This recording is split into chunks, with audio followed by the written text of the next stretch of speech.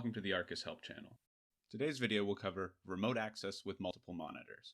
It is a fairly straightforward process, so head on over to your active runs and go through the standard remote access process. If you'd like to review this process, feel free to check out the links in the upper right-hand corner of the video or in the video description down below. Once you have connected, simply drag the Open Remote Access Session window between your monitors. Now, if you would like to connect using a remote desktop client, download the RDP file. And before connecting through your remote desktop client, open it in a text editor and change the multi-mon entry from 0 to 1. Save it,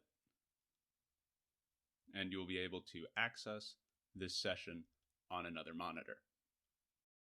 If you have any questions, or if you would like to learn more, follow the links in the video description down below. These will take you to our support page, our knowledge base, and our help channel. In the meantime, I hope you found this video helpful, and thank you for using Arcus.